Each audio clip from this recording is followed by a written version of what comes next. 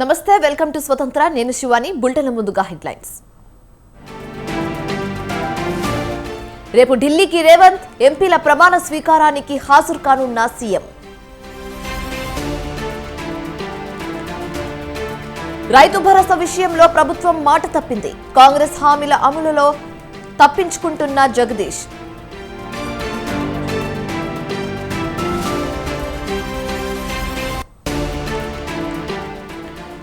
ఐదుగురు ముఖ్యమంత్రులతో కోట్లాడ, పార్టీ అధ్యక్షుడిగా ఫైటర్ కావాలంటున్న ఈటెల.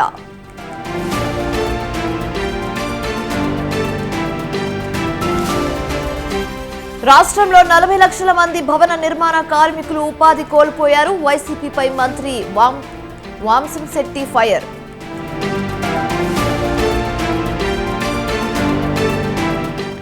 నీట్ పై సిబిఐ విచారణకు కేంద్రం ఆదేశం. ఆరోపణలపై పూర్తి స్థాయిలో దర్యాప్తు చేయనున్న సిబిఐ.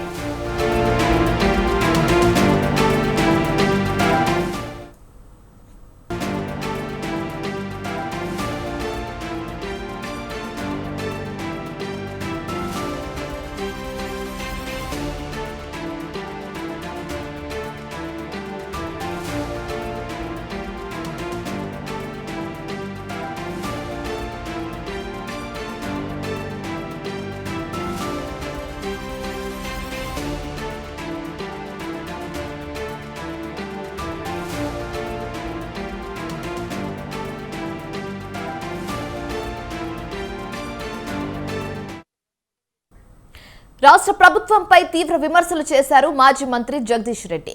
6 నెలలుగా ప్రజలకు పనికి వచ్చే ఒక్క పని కూడా చేయలేదన్నారు. మీడియాకు లీక్ ఇస్తూ కమిషన్ల ఏర్పాటు పేరుతో కాలయాపన చేస్తున్నారని ఆరోపించారు. చిల్లర్ల మల్లర్ల రాజకీయాలపై కాకుండా ప్రభుత్వ పరిపాలనపై దృష్టి పెట్టాలని జగదీష్ రెడ్డి సూచించారు.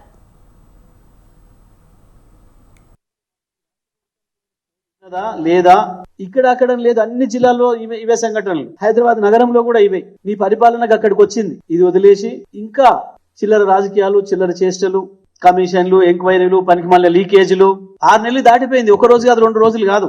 ఇంతవరకు ప్రభుత్వం ఒక పని మొదలు పెట్టింది, ఇది చేస్తుంది, ఇది చేసింది అని ప్రజలు చెప్పుకోవడానికి ఒక్కటి లేదు. 6 నెలలుగా మీడియాలో కేవలం పనికిమాలిన లీకేజీలు తప్ప ఒక్కటంటే ఒకటి కూడా ప్రజలకు ఉపయోగకరమైంది, మీరు ఇచ్చిన హామీలలో నెరవేర్చగలిగింది, నెరవేర్చేది దేనిపైన స్పష్టత లేదు. కింది స్థాయి పోలీసుల పైన పోలీసు అధికారులకు కూడా కంట్రోల్ లేదు. ఇంకొక వైపు ఇసుక మాఫియా దారుణంగా నదులకు తోడేస్తుంది. ఒక్కొక్క నదిలో 300-400 లారీలు కనబడుతున్నాయి. ఏ అనుమతులు లేకుండా, ఎక్కడ లేకుండా యథేచ్ఛగా. ఎప్పుడో మధ్యయుగాల్లో ఎప్పుడో విన్నాం దగ్గులు పిండారీల దోపిడీ, దారి దోపిడీలని. ఇవాళ ఆ పరిస్థితికి వచ్చింది తెలంగాణ రాష్ట్రం. ఇవన్నిటి కూడా మీరు ఈ పనికిమాలిన రాజకీయాలు బంద్ చేసి, ఈ చెత్త లీకేజీలు బంద్ చేసి మొత్తం ఇదే పని మీద కూర్చొని తయారు చేస్తున్నట్టున్నారు. వివిధ కమిషన్లు ఏర్పాటు చేశారు. కమిషన్ల పని కమిషన్ చేస్తుంది, కానీ ఈ చిల్లర లీకేజీలు ఇచ్చడం, దీనిపైనే మొత్తం రాష్ట్ర ప్రభుత్వం అంతా దృష్టి పెట్టి కూర్చోవడం మానే. ఛత్తీస్గఢ్ తో విద్యుత్ కొనుగోల వల్ల నష్టం వాటిల్లిందంటూ ఈ విషయంలో వారం రోజులు వివరణ ఇవ్వాలని కమిషన్ తమకు నోటీసులు పంపినట్లు జగదీష్ రెడ్డి తెలిపారు. కమిషన్ దృష్టిలో ఇవన్నీ అవాస్తవాలని తేల్చామన్నారు. విద్యుత్ కొనుగోలులో కేవలం అప్పటి ముఖ్యమంత్రి కేసీఆర్ ప్రమేయం మాత్రమే లేదని, ఛత్తీస్గఢ్ ముఖ్యమంత్రి రమణ సింగ్ కూడా ఉన్నారని గుర్తు చేశారు. ఆయన వివరణ కూడా తీసుకోవాలని జగదీష్ రెడ్డి సూచించారు. విచారణ కాదు, ఏదైనా లోపం జరిగింది, ఇబ్బంది జరిగింది, పొరపాటు జరిగింది, నష్టం జరిగింది అనుకున్నప్పుడు వారిచ్చిన ఉత్తరం అందిన వారం రోజుల లోపల తెలియజేయమని చెప్పిండ్రు. వారిచ్చిన ఉత్తరం నిన్న ఉదయం 11 గంటలకు నాకు సూర్యాపేట క్యాంప్ ఆఫీసులో వస్తే సాయంత్రం నాకు చేరింది. ఈ వారం రోజుల్లోనే నేను తప్పకుండా అవకాశాన్ని తీసుకొని వీరు ఎవరెవరు ఏం చెప్పిండ్రు, ఇందులో వారి అనుమానాలలో ఎటువంటి నిజం లేదు, కేవలం ఇవి రాజకీయ వ్యక్తిగత కారణాలతోని, ఈర్ష్యలతోని, ద్వేషాలతోని చేసిన ఆరోపణలు తప్ప నిజం కావు అనేది ప్రతి అక్షరం కూడా నిరూపిస్తాం. అదే సందర్భంలో నేను ఇంకొక విషయాన్ని కూడా కమిషన్ విజ్ఞప్తి చేస్తా. దీంట్లో అందరిని విచారిస్తేనే సమగ్రమైన సమాచారం వస్తుంది. మీరు ఏ ఛత్తీస్గఢ్ తోని విద్యుత్ ఒప్పందం చేసుకోవడం వల్ల నష్టం జరిగిందని చెప్పి మీకు ఎవరైతే సమాచారం ఇచ్చిండ్రో, ఎవరి సమాచారం ఆధారంగా మీరు ఇప్పటికే ఓ నిర్ణయానికి వచ్చినట్టుగా ప్రకటించిండ్రో, దాంట్లో ఇంకా అందరిది పూర్తి కాలే. ఆ రోజు ముఖ్యమంత్రిగా, తెలంగాణ ముఖ్యమంత్రిగా కేసీఆర్ గారు తీసుకున్న నిర్ణయం అని, దాన్ని ఆ రాష్ట్ర ప్రభుత్వంతో ఎంఓఐ చేసుకునేటప్పుడు ఆ ఛత్తీస్గఢ్ రాష్ట్ర ముఖ్యమంత్రి రమణ్ సింగ్ గారితో చేసుకున్నారు. కాబట్టి ఇద్దరు భాగస్వాములు కాబట్టి ఏ పద్ధతుల్లో అయితే కేసీఆర్ గారిని పిలిచారో అదే పద్ధతుల్లో రమణ్ సింగ్ గారిని కూడా పిలవాల్సిన అవసరం ఉంది. దీనికి వారి నుంచి కూడా మీరు సమాచారం తీసుకోవాల్సిన అవసరం ఉంది. కొనుగోలు వ్యవహారంలో ప్రభుత్వం ఏర్పాటు చేసిన విచారణ కమిషన్ పై మాజీ మంత్రి జగదీష్ రెడ్డి ఘాటు వ్యాఖ్యలు చేశారు. ఏదైనా పొరపాటు జరిగితే అందరిని విచారించాల్సిన బాధ్యత కమిషన్ పై ఉందన్నారు. ఈఆర్సీ నిర్ణయంపై విచారించాలనుకున్నప్పుడు అనుమతి ఇచ్చిన నేషనల్ గ్రీన్ ట్రిబ్యునల్ ను కూడా విచారిస్తారా అని ప్రశ్నించారు. యాదాద్రి భద్రాద్రి పవర్ ప్లాంట్ కు అనుమతులు ఇచ్చిన కేంద్ర సంస్థలను కూడా విచారించాల్సిన బాధ్యత కమిషన్ పై ఉందన్నారు. సమగ్రమైన విచారణ కాదు. ఏదైనా లోపం జరిగింది, ఇబ్బంది జరిగింది, పొరపాటు జరిగింది, నష్టం జరిగింది అనుకున్నప్పుడు, అది ఇద్దరు వ్యక్తులతో జరిగింది అనుకున్నప్పుడు ఇద్దరిని కూడా విచారించాల్సిన బాధ్యత కమిషన్ గా మీ పైన ఉందనే విషయాన్ని కూడా నేను నరసింహారెడ్డి గారికి గుర్తు చేయదలుచుకున్నాను. అందులో బిహెచ్ఎల్ అధికారులు కావచ్చు, ఇంకా ఇతర సంస్థల అధికారులు కూడా కావచ్చు, తప్పకుండా చేయాల్సిన అవసరం ఉంది. ఏ విధంగానైతే మీరు ఈఆర్సీ నిర్ణయం పైన కూడా మీరు విచారణ చేస్తున్నారో, మరి దీంట్లో వాస్తవానికి ఎన్జిటి కూడా స్టేల్ ఇచ్చింది. మరి ఎన్జిటిని కూడా విచారించే పరిధి ఉందా మీకు? ఎన్జిటిని కూడా ఏమైనా పిలుస్తారా? వారికి కూడా నోటీసులు ఇస్తారా? అది కూడా ఒకసారి ఆలోచించుకోండి. ఇంతేకాదు, ఇప్పుడు ఇవాళ ఏ సబ్ క్రిటికల్, సూపర్ క్రిటికల్ అని చెప్పి ప్రజలకు తెలియని గందరగోళం సృష్టించాలని ప్రయత్నం చేస్తున్నారో కొంతమంది మీ ముందు, వీటికి అనుమతులు ఇచ్చిన కేంద్ర ప్రభుత్వ సంస్థలు, ప్రభుత్వ రంగ శాఖలు ఎవరెవరు ఉన్నారో ఇలా అనుమతులు ఇచ్చిన వాళ్ళు, మరి వాళ్ళందరూ కూడా పిలవాల్సిన బాధ్యత మీ పైన ఉంది. అది అధికారుల స్థాయిలోనే జరిగిందా? అనుమతులు ఇవ్వడం అనేది మంత్రులు కూడా ఇచ్చినారా దీనికి? ఎందుకంటే పర్యావరణ అనుమతి కావచ్చు, ఇతర రకాల అనుమతులు అన్ని అవసరం ఉన్నాయి. దీనికి అవసరం ఇచ్చిండ్రు వాళ్ళందరూ కూడా. భద్రాద్రికి ఇచ్చిండ్రు, యాదాద్రికి ఇచ్చిండ్రు. మరి వారందరూ కూడా విచారించాల్సిన బాధ్యత మీ పైన ఉంది. అందరిని విచారించకపోతే సమగ్రమైన విచారణ కాదు. ఏదైనా లోపం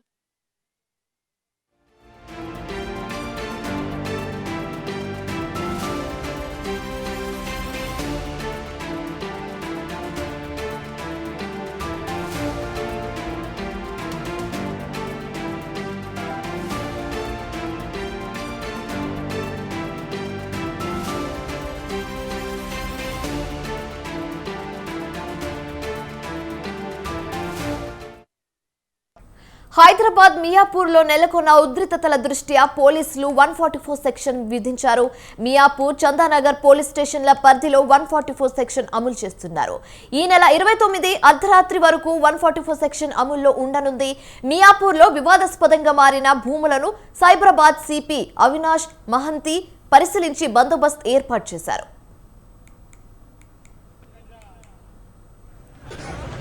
మరి గతంలో ఉన్నటువంటి పైగా జాగీర్దారులు, మూడో పార్టీ గవర్నమెంట్, ఈ ముగ్గురు మధ్య వేరు ప్రాంతాల నుంచి వచ్చినటువంటి మీ అందరికీ కూడా గమనిక. మీకందరికీ, ఎందుకంటే ఇందులో స్థానికంగా ఉన్నటువంటి వాళ్ళు కొంతమంది ఉండొచ్చు, బయట నుంచి వచ్చిన వాళ్ళు చాలా మంది ఉండొచ్చు. దయచేసి మీరు మియాపూర్లో ప్రభుత్వ భూముల్లో గుడిసెలు వేసేందుకు మహిళలు యత్నించడం ఉద్రిక్తతకు దారితీసింది. షేర్లింగంపల్లి నియోజకవర్గం మియాపూర్ ప్రశాంత్ నగర్ సమీపంలోని సర్వే నంబర్ 100-101లో దాదాపు 525 ఎకరాల్లో గుడిసెలు వేసేందుకు దాదాపు 2000 మంది యత్నించగా అడ్డుకునే క్రమంలో పోలీసులు స్వల్ప లాఠీచార్జ్ చేశారు. వారు పోలీసులపై రాళ్లు రువ్వడంతో ఆ ప్రాంతం రణరంగంలా మారింది. అయితే ఈ నేపథ్యంలో ఆదివారం 144 సెక్షన్ విధించారు పోలీసులు.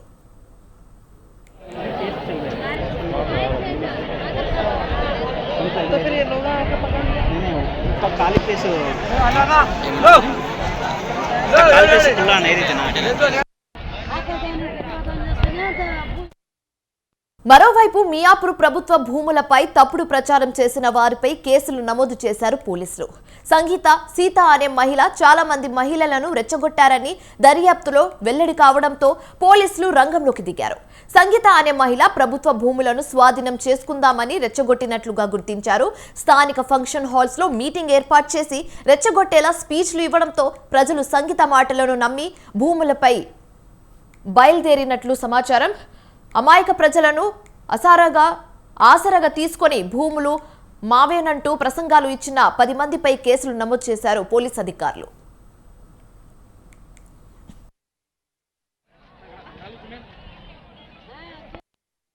ఇక్కడ నంబర్స్ లో గ్యాదర్ అవుతున్నారు. నిన్న కొంచెం లార్జ్ నంబర్స్ లో వచ్చారు. They are asking HMDA to give the land to them, government వాళ్ళకి ఇచ్చేయాలని చెప్తున్నారు. సో నిన్న HMDA నుంచి వాళ్ళకి and I think revenue department నుంచి వాళ్ళకి చెప్పడం జరిగింది దట్ వాళ్ళకి ఏమైనా ఉంటే వాళ్ళు ప్రాపర్ విధంగా రిప్రజెంటేషన్ ఇవ్వచ్చు. కానీ ఇప్పుడు ప్రస్తుతం ఈ ల్యాండ్ హెచ్ఎండిఏ పొజిషన్లో ఉంది అండ్ దీనికి డిస్టర్బ్ చేయకూడదు, ఇక్కడ సిచ్యువేషన్ డిస్టర్బ్ చేయకూడదు. స్టోన్ పెల్టింగ్ చేయడం, వైలెన్స్కి పాల్పడడం చేశారు. సో కేసెస్ కూడా బుక్ అయినాయి. ఈరోజు ఆల్సో నిన్న కూడా ఫోర్స్ పెట్టాం, ఈరోజు కూడా డిఫరెంట్ అరౌండ్ ఈ స్థలం ఉండకూడదని చెప్పాము. మియాపూర్ చందానగర్ లిమిట్స్లో 5% మోర్ గ్యాదర్ సంగీత, సీత, సంతోష్తో పాటు మరో 7గురిపై కేసులు నమోదు చేసినట్లు పోలీసులు తెలిపారు. ప్రస్తుతం పరారీలో ఉన్న నిందితుల కోసం పోలీసుల గాలింపు చర్యలు చేపట్టారు. ప్రభుత్వ భూములో పాగా వేసి పోలీసులపై రాళ్లు రువ్విన వారిపై కూడా కేసులు నమోదు చేసినట్లు అధికారులు తెలిపారు.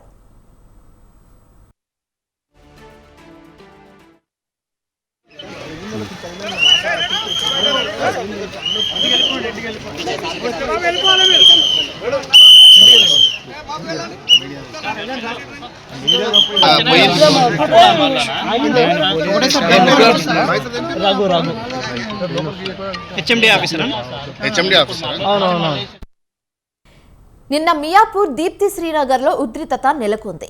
షేర్లింగంపల్లి మండలం మియాపూర్ పరిధిలోని 100-101 సర్వే నంబర్లలో దాదాపు 504 ఎకరాల హెచ్ఎండిఏ భూమి ఉంది. గుడిసెలు వేసుకొని 3-4 రోజులుగా అక్కడే ఉంటున్నారు. అయితే ఇక్కడ ప్రభుత్వం ఇంటి స్థలాలు మంజూరు చేస్తుందని స్థానికంగా ప్రచారం సాగింది. దీంతో పలు ప్రాంతాల నుంచి పెద్ద సంఖ్యలో ప్రజలు తరలివచ్చారు. దాదాపు 2000 మంది గుడిసెలు వేసుకున్నారు. వాటిని తొలగించేందుకు అధికారులు ప్రయత్నించారు. గత 30-40 సంవత్సరాల నుంచి వివాదం నడుస్తుంది. మరి ఈ వివాదం గత 30 సంవత్సరాల నుంచి సుప్రీంకోర్టులో పెండింగ్ ఉంది. ఒక 16 సంస్థలు అదేవిధంగా ఎట్టి పరిస్థితుల్లోనూ భూములు ఇచ్చేది లేదని ప్రజలు భీష్మించారు. అయితే ఎట్టి పరిస్థితుల్లోనూ గుడిసెలు తీసేది లేదని హెచ్ఎండి అధికారులు హెచ్చరించారు. దీంతో అక్కడ ఉన్న పోలీసులపై కొందరు రాళ్లు విసరడంతో ఉద్రిక్తత వాతావరణం నెలకొంది. గతంలో ప్రభుత్వ భూమి అని తెలియక 16 మంది కొనుగోలు చేసినట్లు పోలీసులు తెలిపారు. ఆ భూమి ప్రభుత్వాందేనని కోర్టు నిర్ధారించి హెచ్ఎండిఏకు అప్పగించింది. కొందరు కొనుగోలుదారులు సుప్రీంకోర్టును ఆశ్రయించగా మరికొందరు సామాన్య ప్రజలను రెచ్చగొట్టి ప్రభుత్వ భూములను లాక్కోవాలని చూస్తున్నారని అధికారులు ఆరోపించారు.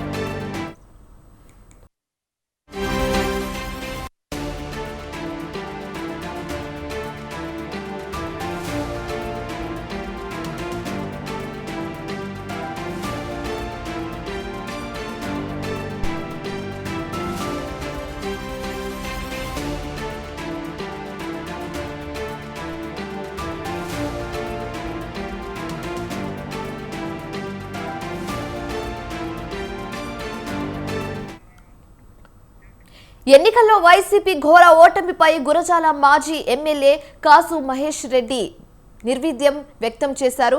తమ ప్రభుత్వం తీసుకున్న కొన్ని నిర్ణయాలే దీనికి కారణమన్నారు. నాసిరకం మద్యం వైసీపీ ఓటమికి కారణం. మద్యం తాగే వాళ్ళు మాకు ఓటు వేయలేదన్నారు. ఆ పాలసీని మార్చాలని సజ్జల రామకృష్ణారెడ్డి అలాగే విజయసాయిరెడ్డికి చెప్పినా ఫలితం లేకపోలేదన్నారు. ఇసుక విధానం వల్ల పేద వర్గాలు తీవ్రంగా నష్టపోయారని, పార్టీలోని కొంతమంది నేతల నోటి దురుసు కూడా ఓటమికి కారణమైందని ఆవేదన వ్యక్తం చేశారు. ఎవరిని అవమానాలకు గురి చేసినా వారిలో కసి పెరిగి విజయం సాధిస్తారని చరిత్ర చెప్తుంది. తమ ప్రభుత్వంలో జరిగిన తప్పులను సమీక్షించుకుంటున్నామన్నారు. 2 వారాల నుంచి అనేక మంది నాయకులు కార్యకర్తలు వస్తున్నారు, కలుస్తున్నారు. వాళ్ళు అడుగుతున్న ప్రశ్న ఒకటే, ఏంటి సార్ ఇన్ని కార్యక్రమాలు, ఇంత అభివృద్ధి, ఇంత సంక్షేమం జరిగింది, మరి నిత్యం ఎమ్మెల్యేలు కానీ ఇతర నాయకులు ప్రజలకు అందుబాటులో ఉన్నారు, గడప గడప చేశారు. అయినా పార్టీ ఎందుకు ఓడిపోయిందని తరచూ అడుగుతూనే ఉన్నారు. జవాబు చెప్పాల్సిన బాధ్యత కూడా మా మీద ఉంది. ఒకటే ఈ రోజున ప్రతి కార్యకర్తకి నాయకుడికి చెప్తుంది, సరే రాజకీయాల్లో గెలుపోవటంలో సర్వసాధారణం, మహానాయకులు ఓడిపోయారు, మళ్ళీ గెలిచారు. అలాగే ఇది కూడా మనం ఒక స్పోర్టివ్నెస్ తో తీసుకోవాలి. గతంలో గెలిచాం, ఈ రోజు ఓడిపోయాం, రేపు తప్పకుండా గెలుస్తాం. మనం మన బాధ్యతని, ప్రతిపక్ష బాధ్యతని మరి హుందాగా నిర్వర్తిస్తూ ప్రజల్లోకి పోయి ప్రజల తరఫున అధికార పక్షాన్ని ఎండగడుతూ ఉంటే తప్పకుండా ప్రజలు మనకు అవకాశం ఇస్తారు.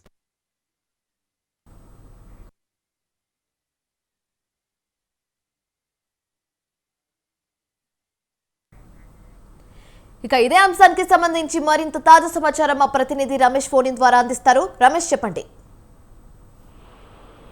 ఆంధ్రప్రదేశ్ లో మొన్న జరిగిన ఎన్నికల్లో వైఎస్ఆర్ కాంగ్రెస్ పార్టీ ఓటమి తర్వాత ఆ పార్టీకి సంబంధించినటువంటి ఎమ్మెల్యేలు, మాజీ ఎమ్మెల్యేలు ఒక్కొక్కరుగా తమ అభిప్రాయాలను వెలిపిస్తూ ఉన్నారు. గతంలోనే రాజానగరం మాజీ ఎమ్మెల్యే జక్కంపూడి రాజా వైఎస్ఆర్ కాంగ్రెస్ పార్టీ ఓటమికి ప్రధానంగా సీఎంఓలో కీలక అధికారిగా పనిచేసినటువంటి ధనంజయ రెడ్డి వ్యవహారమే కారణమని విమర్శలు చేసినటువంటి సంగతి తెలిసింది. ఆ తర్వాత ధర్మవరం మాజీ ఎమ్మెల్యే కేతిరెడ్డి వెంకటరామరెడ్డి సైతం ఎలాంటి విమర్శలు చేశారు. తాజాగా గురిజాల మాజీ ఎమ్మెల్యే కాసు మహేష్ రెడ్డి కూడా గత ప్రభుత్వ హయాంలో జరిగినటువంటి తప్పులపైన తీవ్ర అసంతృప్తి వ్యక్తం చేసినటువంటి పరిస్థితి ఉంది. ప్రధానంగా వైఎస్ఆర్ కాంగ్రెస్ పార్టీ అధికారంలో ఉన్న సమయంలో తీసుకొచ్చినటువంటి మద్యం విధానం ఏదైతే ఉందో అది వైఎస్ఆర్ కాంగ్రెస్ పార్టీ ఓటమికి ప్రధాన కారణమని కూడా కాసు మహేష్ రెడ్డి స్పష్టంగా చెప్పారు.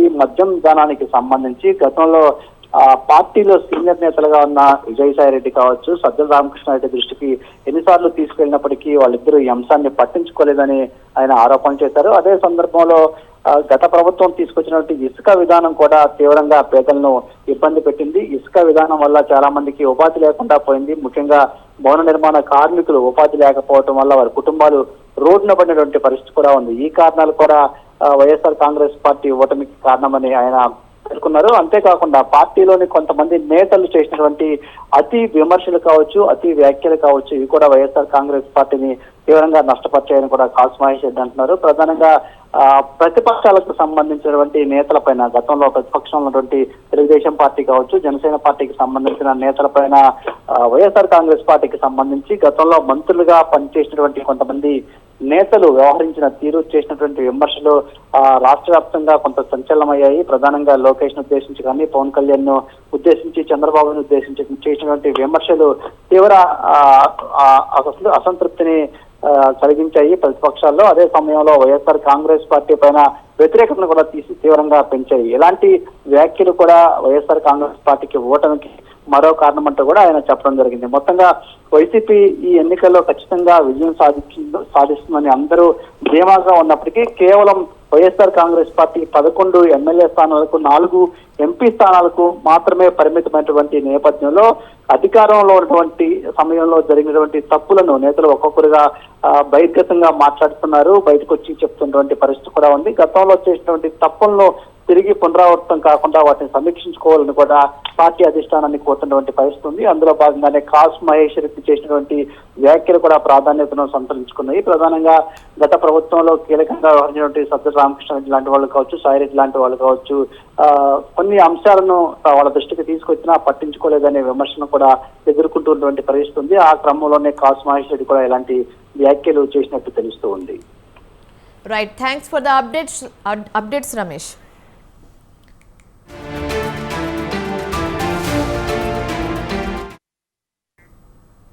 కరీంనగర్ జిల్లా కేంద్రంలోని మంచిర్యాల చౌరస్తా వద్ద ఆటమ్ ఫర్టిలిటీని ప్రారంభించారు మంత్రి పొన్నం ప్రభాకర్. ఈ సందర్భంగా డాక్టర్లు రాకేష్ రెడ్డి, వాసిరెడ్డితో పాటు ఆసుపత్రి సిబ్బందికి శుభాకాంక్షలు తెలియజేశారు. ఆయన సకల సౌకర్యాలతో ఏర్పాటు చేసిన ఈ ఫర్టిలిటీ కేంద్రాన్ని వినియోగించుకోవాలన్నారు. ప్రభుత్వ ఆసుపత్రుల్లోనూ అన్ని రకాల వైద్య సేవలు అందుబాటులో ఉన్నాయని, ప్రైవేటు ఆసుపత్రుల బారి నుండి బయటపడాలని సూచించారు.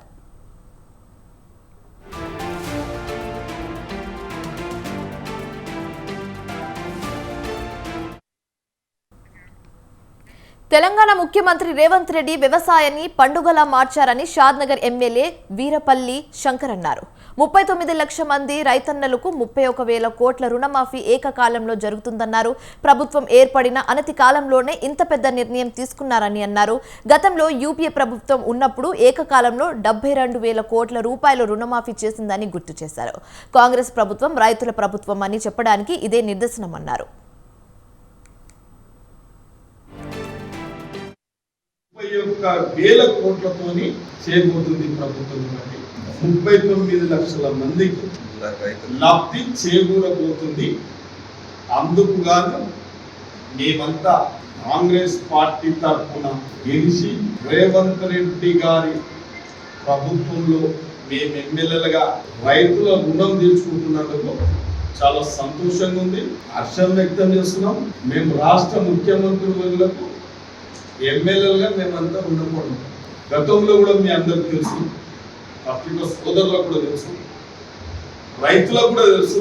యూపీఏ ప్రభుత్వం ఉన్నప్పుడు 72,000 కోట్ల రూపాయలు పార్టీలకు అతీతంగా రైతులకు పూర్తి స్థాయిలో ఏకకాలంలో రుణమాఫీ చేసిన ప్రభుత్వము ఏదైనా ఉన్నది అంటే కాంగ్రెస్ పార్టీ ప్రభుత్వమే. 31,000 కోట్లతోని చేయబోతుంది ప్రభుత్వం. 39 లక్షల మంది. రాష్ట్రంలో ఆశా వర్కర్లకు పరీక్ష నిర్వహించాలనే నిర్ణయంపై సిపిఎం రాష్ట్ర కార్యదర్శి తమ్మినేని వీరభద్రం ఆగ్రహం వ్యక్తం చేశారు. ఈ నిర్ణయం వల్ల 28,000 మంది ఆశా వర్కర్లు తీవ్ర భయాందోళనకు గురవుతున్నారని అన్నారు. ఉద్యోగ భద్రతకు ప్రమాదం ఉంటుందన్నారు. ఆశల నైపుణ్య పెంచేందుకైతే ట్రైనింగ్ ఇస్తే సరిపోతుందన్నారు. ఇప్పుడు పరీక్ష నిర్వహించి సర్టిఫికెట్ ఇవ్వమంటే కొంతమంది తొలగించే ప్రమాదం లేకపోలేదన్నారు. ఇప్పటికే ఆశాలు తమ సమస్యలను రాష్ట్ర ఉన్నతాధికారుల దృష్టికి తీసుకెళ్లారని గుర్తు చేశారు.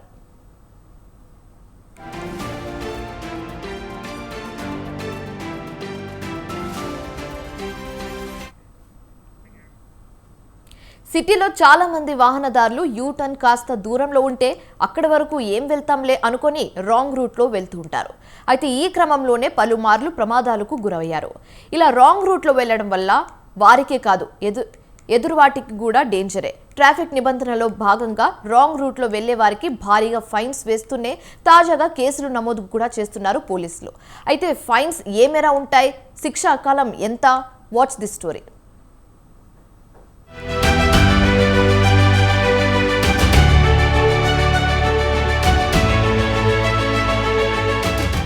రాంగ్ రూట్ లో వెళ్లే వారి వల్ల యాక్సిడెంట్లు పెరిగిపోతున్నాయని గుర్తించిన పోలీసులు వారిపై స్పెషల్ ఫోకస్ పెట్టారు. సైబరాబాద్ ఏరియాలో రాంగ్ రూట్ లో వెళ్తూ పట్టుబడ్డ వారిపై ఎఫ్ఐఆర్ నమోదు చేసి జైలుకి పంపుతున్నారు. ఇందులో భాగంగా మొదటిసారి రాంగ్ రూట్ లో ప్రయాణించే వాహనదారులపై 336 సెక్షన్ కింద కేసులు పెడుతున్నారు. రాంగ్ రూట్ లో వచ్చి పట్టుబడితే వారిపై సంబంధిత law and order police station లో కేసు నమోదు చేసి చార్జ్ షీట్ దాఖలు చేస్తారు. నిన్న సైబరాబాద్ కమిషనరేట్ లో ఒక్కరోజే 93 మందిని గుర్తించి కేసులు నమోదు చేశారు పోలీసులు.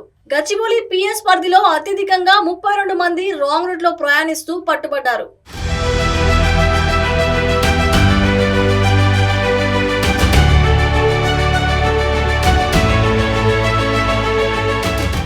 రాంగ్ రూట్ లో ప్రయాణించడం వల్ల వారికే కాదు ఎదురుగా వస్తున్న వారికి కూడా ప్రమాదం అంటున్నారు ట్రాఫిక్ పోలీసులు. ఎంత భారీగా ఫైన్స్ వేసినా ఉల్లంఘనలు తగ్గడం లేదని చెప్తున్నారు. అందుకే రాంగ్ రూట్ డ్రైవింగ్ కి పాల్పడే వారిపై సెక్షన్ 336 కింద కేసులు నమోదు చేస్తామని చెప్తున్నారు. ఈ కేసులో 3 ఏళ్ల వరకు జైలు శిక్ష పడే అవకాశం ఉంటుందని చెప్తున్నారు. కొన్నిసార్లు జైలు శిక్షతో పాటు జరిమానాలు కూడా కట్టాల్సి ఉంటుందని చెప్తున్నారు. గత నెల రోజుల నుంచి ఈ విధానాన్ని అమల్లోకి తెచ్చామని చెప్పారు. గత నెలలో సైబరాబాద్ పరిధిలో మొత్తం 250 వాహనాలపై కేసులు పెట్టగా నిన్న ఒక్కరోజే 93 మందిపై కేసులు నమోదు చేశారు.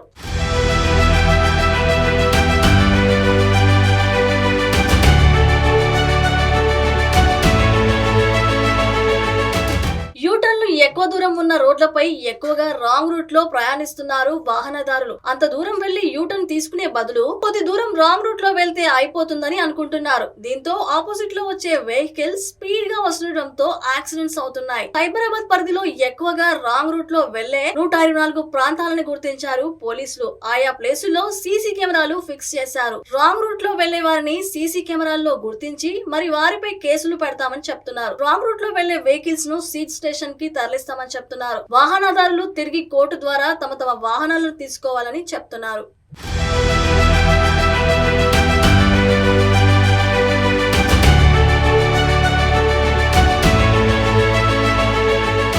ఫైన్స్ వేసిన తీరు మారని వాహనదారులు ఇక జాగ్రత్త.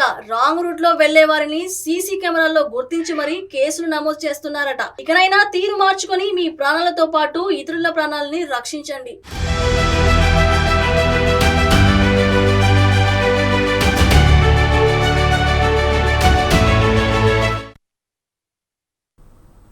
ఇవి ఇప్పటివరకు ఉన్న డీటెయిల్స్. Stay tuned.